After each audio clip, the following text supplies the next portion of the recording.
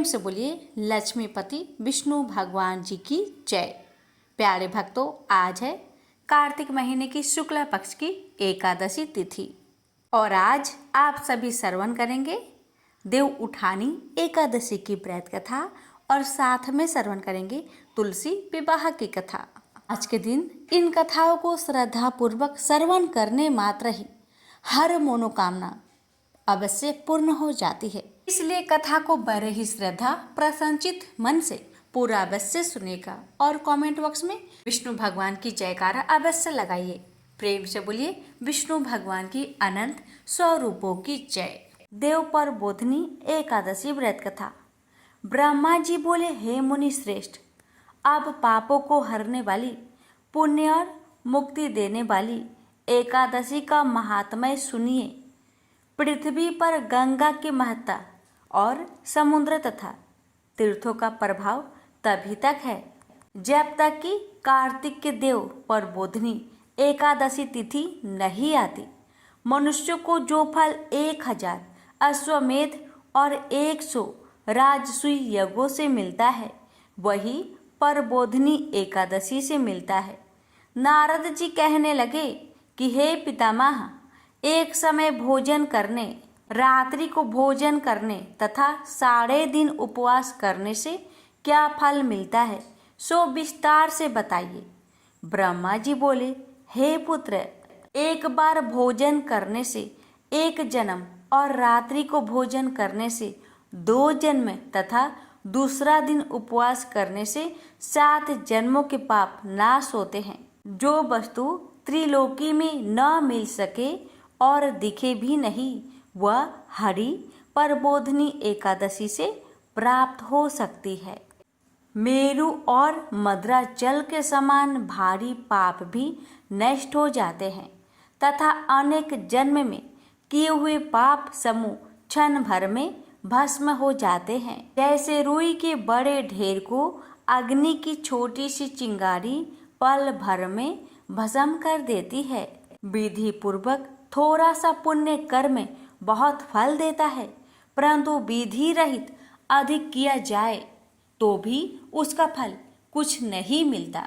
संध्या न करने वाले नास्तिक, वेद निंदक, धर्म शास्त्र को दूषित करने वाले, पाप कर्मों में सदैव रत रहने वाले, धोखा देने वाले ब्राह्मण और क्षुद्र, पर स्त्री गमन करने वाले तथा ब्राह्मणी से भोग करने वाले, ये सब चंडाल के समान है। जो विधवा अथवा सधवा ब्राह्मणी से भोग करते हैं, वे अपने कुल को नष्ट कर देते हैं। पर स्त्री गामी के संतान नहीं होती और उसके पूर्व जन्म के संचित सब अच्छे कर्म नष्ट हो जाते हैं। जो गुरु और ब्राह्मणों से अहंकार युक्त बात करता है, वो भी धन और संतान से हीन होता है। भ्रष्टाचार करने वाला, चंडाली से भोग करने वाला, दुष्ट की सेवा करने वाला और जो नीच मनुष्य की सेवा करते हैं या संगति करते हैं, ये सब पाप हरि प्रबोधनी एकादशी के व्रत से नष्ट हो जाते हैं। जो मनुष्य इस एकादशी के व्रत को करने का संकल्प मात्र करते हैं, उनके 100 जन्मों के पाप नष्ट हो जाते हैं। जो इस दिन रात्रि जागरण करते हैं, उनकी आने वाली 10,000 पीढ़ियां स्वर्ग को जाती है। नरक के दुखों से छूटकर प्रसन्नता के साथ सुसज्जित होकर वे विष्णु लोक को जाते हैं। ब्रह्म हत्या आदि महान पाप भी इस व्रत के प्रभाव से नष्ट हो जाते हैं। जो फल समस्त तीर्थों में स्नान करने, गौ स्वर्ण और भूमि दान करने से होता है, वही फल इस एकादशी की रात्रि को जागरण करने से मिलता है। हे मुनि शार्दुल, इस संसार में उसी मनुष्य का जीवन सफल है जिसने हरि प्रबोधनी एकादशी का व्रत किया है। वही ज्ञानी, तपस्वी और जितेंद्रिय है तथा उसी को भोग एवं मोक्ष मिलता है। जिसने इस एकादशी का व्रत किया है, वह विष्णु को अत्यंत प्रिय मोक्ष के द्वार को बताने वाली और उसके तत्वों का ज्ञान देने वाली है। मन, क्रम, वचन तीनों प्रकार के पाप इस रात्रि को जागरण से नष्ट हो जाते हैं। इस दिन जो मनुष्य भगवान की प्रसन्नता के लिए स्नान, दान, तप और यज्ञ आदि करते हैं वे अक्षय पुण्य को प्राप्त होते हैं। प्रबोधिनी एकादशी के दिन व्रत करने से मनुष्य के बाल, यौवन और वृद्ध अवस्था में किए गए समस्त पाप नष्ट हो जाते हैं। इस दिन रात्रि जागरण का फल चंद्र सूर्य ग्रहण के समय स्नान करने से 1000 गुना अधिक होता है। अन्य कोई पुण्य इसके आगे व्यर्थ है। जो मनुष्य इस व्रत को नहीं करते उनके अन्य पुण्य भी व्यर्थ ही है। अतः हे नारद, तुम्हें भी विधि पूर्वक इस व्रत को करना चाहिए। जो कार्तिक मास में धर्म में पारायण होकर अन्न नहीं खाते उन्हें चंद्रायन व्रत का फल प्राप्त होता है। इस मास में भगवान दान आदि से जितने प्रसन्न नहीं होते जितने शास्त्र में लिखी कथाओं के सुनने से होते हैं। कार्तिक मास में जो भगवान विष्णु की कथा का एक या आधा श्लोक भी पढ़ते, सुनते या सुनाते हैं उनको भी 100 गायों के दान के बराबर फल मिलता है। अतः अन्य सब कर्मों को छोड़कर कार्तिक मास में मेरे सम्मुख बैठकर कथा पढ़नी या सुननी चाहिए। जो कल्याण के लिए इस मास में हरि कथा कहते हैं वे सारे कुटुंब का क्षण मात्र में उद्धार कर देते हैं। शास्त्रों की कथा कहने सुनने से 10,000 यज्ञों का फल मिलता है। जो नियम पूर्वक हरि कथा सुनते हैं वे 1000 गौदान का फल पाते हैं। विष्णु के जागने के समय जो भगवान की कथा सुनते हैं वे 7 दीपों समेत पृथ्वी के दान करने का फल पाते हैं। कथा सुनकर वाचक को जो मनुष्य सामर्थ्य के अनुसार दक्षिणा देते हैं उनको सनातन लोक मिलता है। व्रत करने की विधि। ब्रह्मा जी की यह बात सुनकर नारद जी ने कहा कि भगवान, इस एकादशी की व्रत की विधि हमसे कहिए और बताइए कि कैसा व्रत करना चाहिए। इस पर ब्रह्मा जी ने कहा कि ब्रह्म मुहूर्त में जब 2 घड़ी रात्रि रह जाए तब उठकर शौच आदि से निवृत्त होकर दंत धावन आदि कर नदी, तालाब, कुआं, बावड़ी या घर में ही जैसा संभव हो स्नान आदि करे। फिर भगवान की पूजा करके कथा सुने। फिर व्रत का नियम ग्रहण करना चाहिए। उस समय भगवान से प्रार्थना करे कि हे भगवान, आज मैं निराहार रहकर व्रत करूँगा, आप मेरी रक्षा कीजिए। दूसरे दिन द्वादशी को भोजन करूँगा। तत्पश्चात भक्ति भाव से व्रत करे तथा रात्रि को भगवान के आगे नित्य गीता आदि करना चाहिए। कृपणता त्याग कर बहुत से फूलों, फल, अगर धूप आदि से भगवान का पूजन करना चाहिए। शंख जल से भगवान को अर्घ्य दे। इसका समस्त तीर्थों से करोड़ गुना फल होता है। जो मनुष्य अगस्त्य के पुष्प से भगवान का पूजन करते हैं उनके आगे इंद्र भी हाथ जोड़ता है। तपस्या करके संतुष्ट होने पर हरि भगवान जो नहीं करते थे वह अगस्त्य के पुष्पों से भगवान को अलंकृत करने से करते हैं। जो कार्तिक मास में बेल पत्र से भगवान की पूजा करते हैं वे मुक्ति को प्राप्त होते हैं। कार्तिक मास में जो तुलसी से भगवान का पूजन करते हैं उनके 10,000 जन्मों के पाप नष्ट हो जाते हैं। तुलसी दर्शन करने, स्पर्श करने, कथा कहने, नमस्कार करने, स्तुति करने, तुलसी रोपण, जल से सींचने और प्रतिदिन पूजा सेवा आदि करने से 1000 करोड़ युग प्रत्न विष्णु लोक में निवास करते हैं। जो तुलसी का पौधा लगाते हैं उनके कुटुंब से उत्पन्न होने वाले प्रलय काल तक विष्णु लोक में निवास करते हैं। तुलसी रोपण का महत्व। मुनि रोपी तुलसी। जितनी जरी का विस्तार करती है उतने ही हजार युग प्रयत्न तुलसी रोपण करने वाले सुकृत का विस्तार होता है।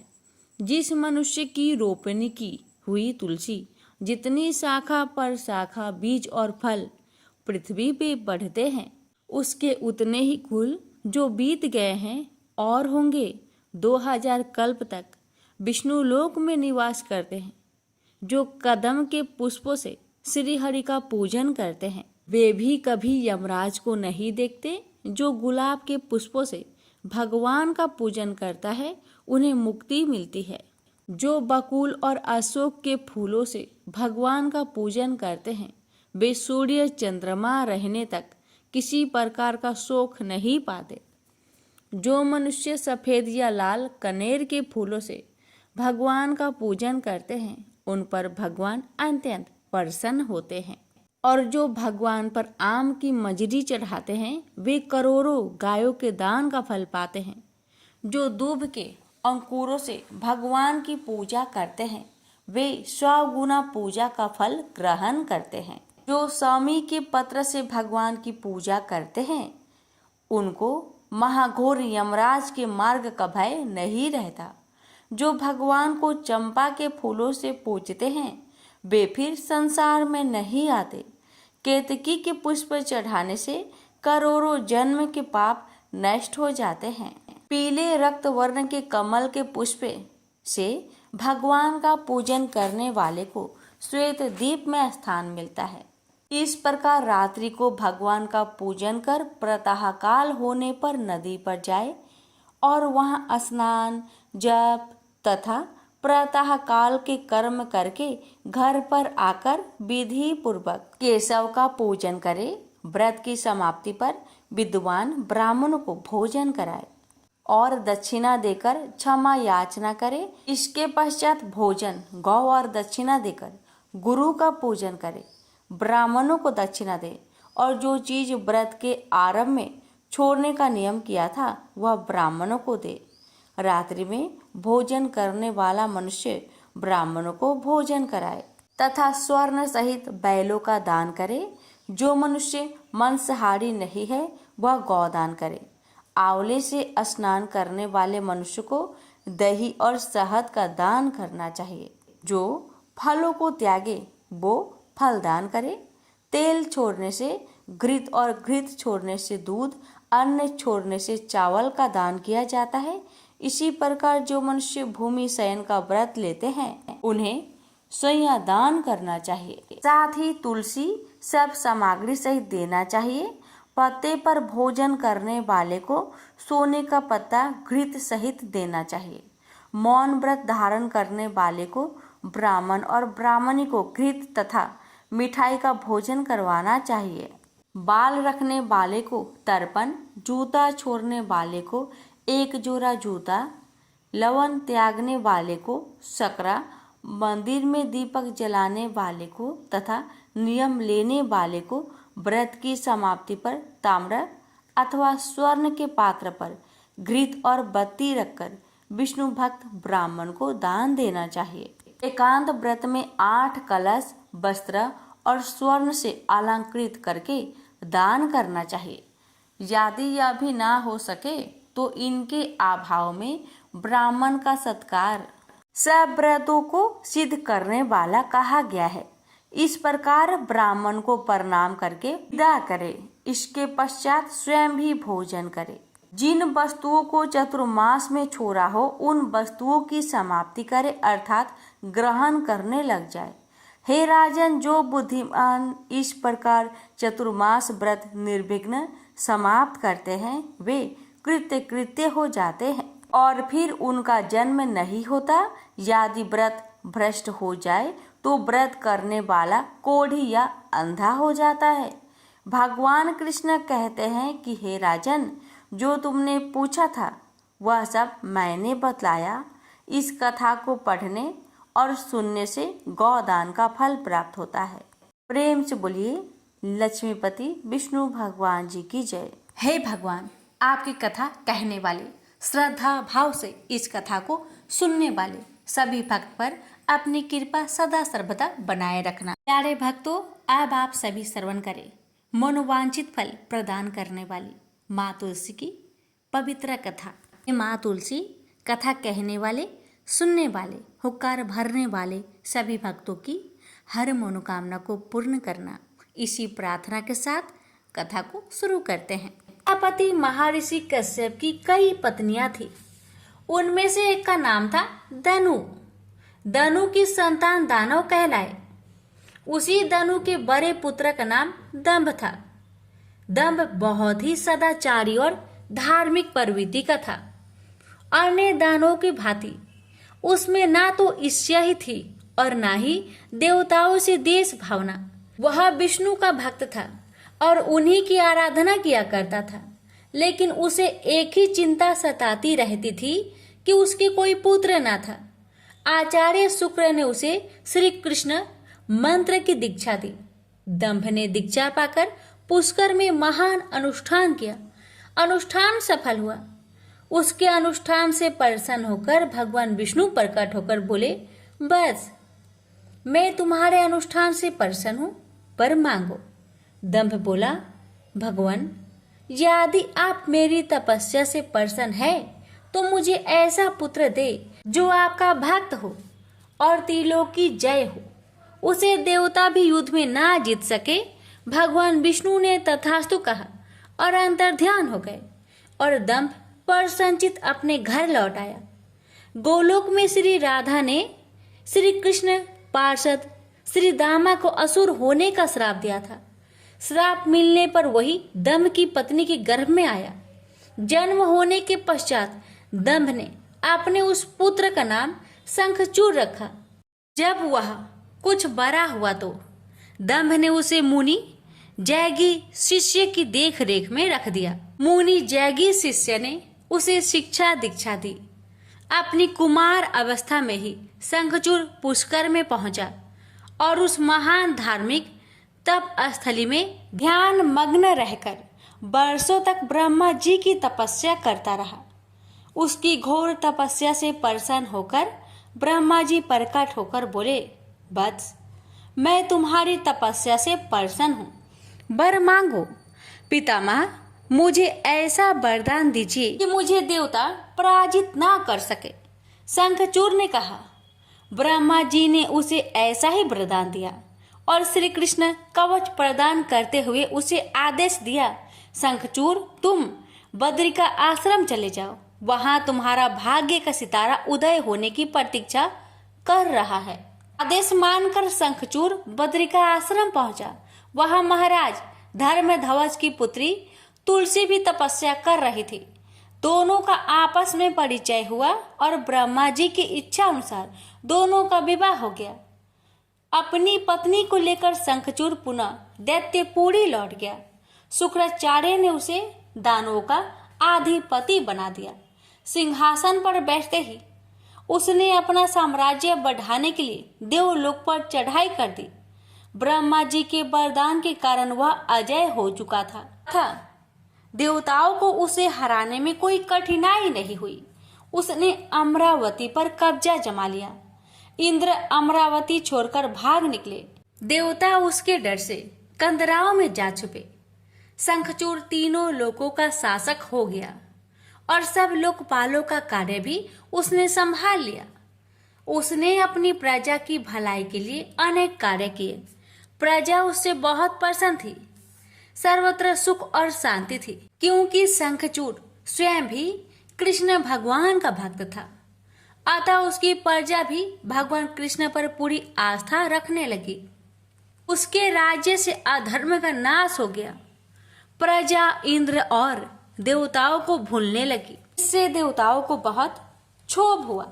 इंद्र पितामह ब्रह्मा के पास पहुंचकर बोले, पितामह आपने शंखचूड़ को अभय होने का वरदान देकर उसे निरंकुश बना दिया है। वह अमरावती पर कब्जा जमाए बैठा है। देवता डर डर की ठोकरें खा रहे हैं। हमें बताए हम क्या करें। पितामह बोले, सुरेंद्र शंखचूड़ धार्मिक और रीति से अपना शासन चला रहा है। प्रजा उससे प्रसन्न है। उसके राज्य में प्रजा सुखी और संपन्न है। हमें उससे कोई शिकायत नहीं है। इंद्र बोले, यह सब तो ठीक है पितामह, लेकिन क्या हम यूं ही भटकते रहे? आखिर अमरावती है तो देवताओं की ही। पितामह बोले, अवश्य है, किंतु शंखचूर ने तुम्हें युद्ध में पराजित करके उसे प्राप्त किया है। उसने तुम्हारी प्रजा को भी कोई कष्ट नहीं पहुंचाया है, सिर्फ सिंहासनों का ही फेर बदल हुआ है ना। इंद्र बोला, लेकिन पितामह, हम आपकी संतानें हैं, क्या आप चाहेंगे कि आपकी संतानें यूं ही दर बदर भटकती रहे? कुछ उपाय कीजिए पितामह। पितामह बोले, मैं इसमें कुछ नहीं कर सकता देवेंद्र। जब तक शंखचूड़ के भाग्य में अमरावती का ऐश्वर्य भोगना है, वह भोगेगा ही। तुम भगवान विष्णु के पास चले जाओ, वे अवश्य ही कोई उपाय तुम्हें सुझा देंगे। वहां से निराश होकर इंद्र विष्णु भगवान के पास पहुंचे और उनकी स्तुति करने लगे और बोले, भगवान, देवता इस समय भारी संकट में हैं। ब्रह्मा जी ने अपनी असमर्था जाहिर करके मुझे आपके पास भेज दिया है। कुछ कीजिए प्रभु, अन्यथा संपूर्ण देव जाति ही नष्ट हो जाएगी। विष्णु भगवान बोले, पितामह का कहना ठीक है। मैं भी अकारण शंखचूड़ के संबंधों में हस्तक्षेप करना पसंद नहीं करता। उसकी सारी प्रजा कृष्ण भक्त है और कृष्ण मेरा ही प्रति स्वरूप है। मैं अपने भक्त पर कष्ट होते नहीं देख सकता, लेकिन निराश होने की आवश्यकता नहीं। सूर्यराज, तुम भगवान शिव के पास चले जाओ और उन्हीं से कोई उपाय पूछो, वे अवश्य तुम्हारे कष्ट का निवारण कर देंगे। विष्णु भगवान की बात सुनकर इंद्र निराश भाव से बैकुंठ से निकल आए। अंत में वह भगवान शिव के पास कैलाश पर्वत न जाकर शिवलोक पहुंचे और भगवान शिव की स्तुति करके अपने आने का प्रयोजन बताया। भगवान शिव ने उसकी बात सुनी और उसे आश्वस्त किया। धैर्य रखो सूर्यराज, तुम्हारा सिंहासन तुम्हें अवश्य प्राप्त होगा। मैं गंधर्वराज चित्ररथ को अभी दूत बनाकर शंखचूड़ के पास रवाना करता हूँ। शिव के आदेश अनुसार गंधर्वराज चित्ररथ शंखचूड़ के राजधानी पहुंचा। उस समय शंखचूड़ अपने सिंहासन पर विराजमान था।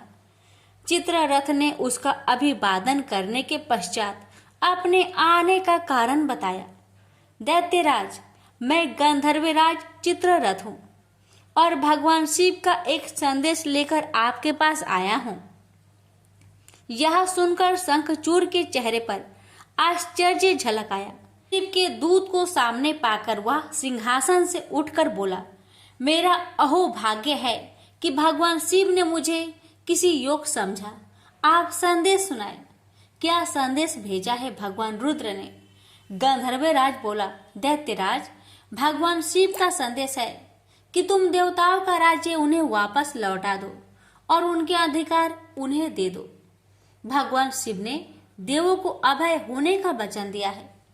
शंखचूड़ बोला, गंधर्वराज, भगवान शिव से मेरा प्रणाम कहना और उनसे कह देना कि शंखचूड़ के हृदय में आपके लिए बहुत ही ज्यादा श्रद्धा है, परंतु यदि उन्होंने इंद्र के बहकावे में आकर मुझे दंडित करने का निश्चय किया है तो मैं उनकी बात नहीं मानूंगा और उनसे भी युद्ध करने के लिए तैयार हो जाऊंगा। चित्ररथ वापस लौटा और उसने भगवान शंकर को शंखचूड़ का उत्तर सुनाया।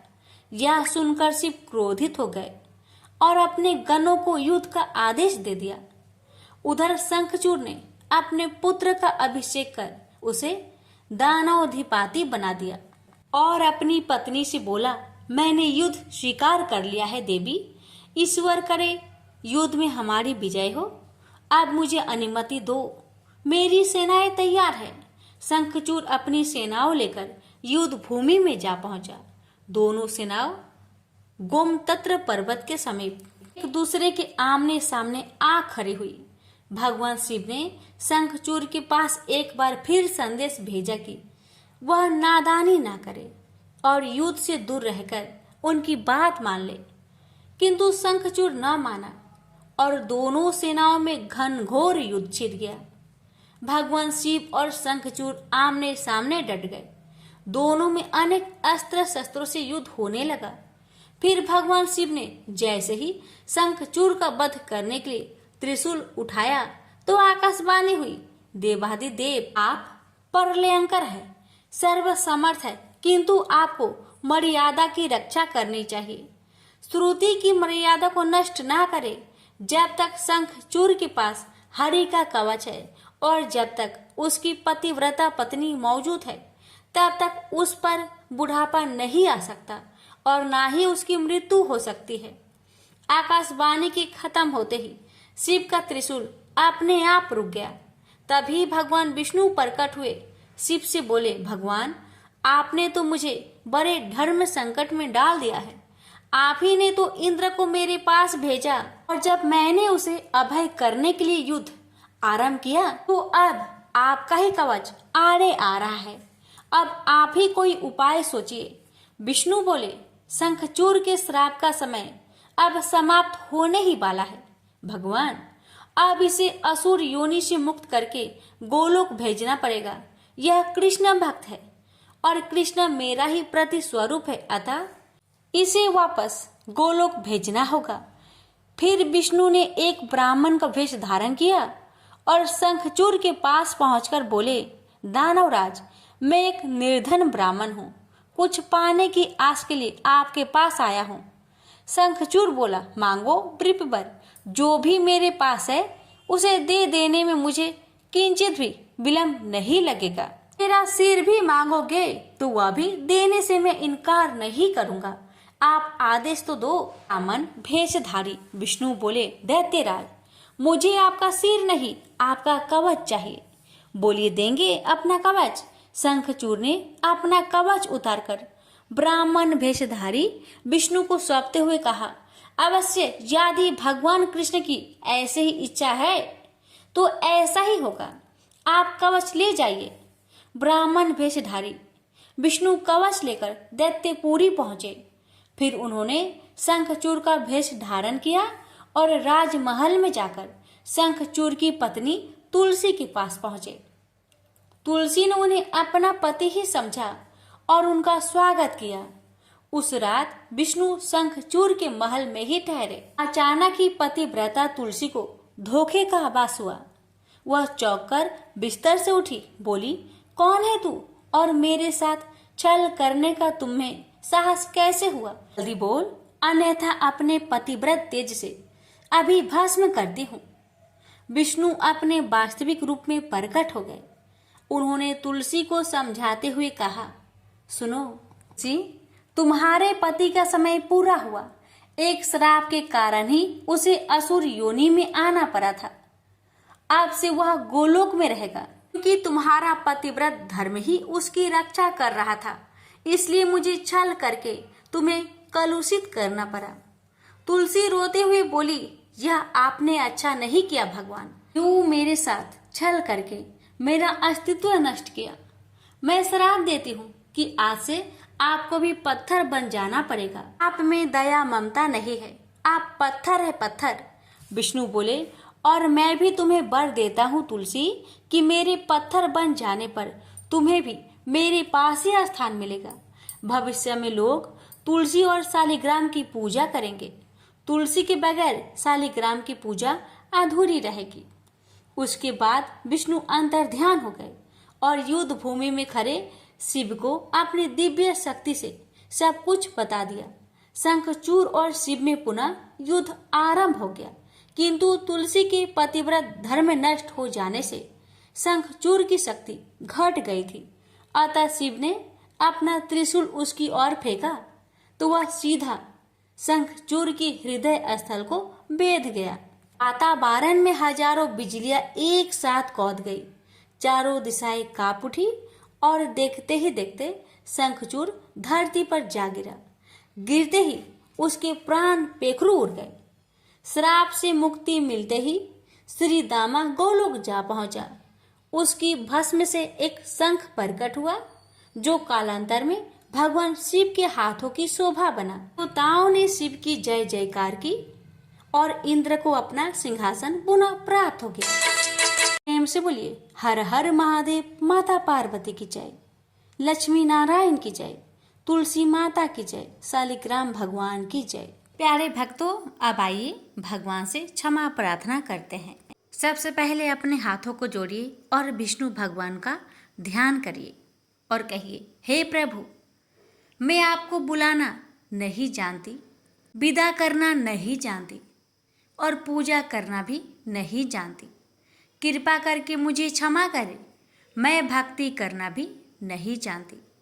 यथासंभव पूजा कर रही हूँ, कृपया भूल क्षमा कर इस पूजा को पूर्णता प्रदान करें। आज की एकादशी की कथा यहीं पर समाप्त होती है। प्यारे भक्तों, आप सभी से हमारी निवेदन है कि इस कथा को ज़्यादा से ज़्यादा शेयर करें। धन्यवाद।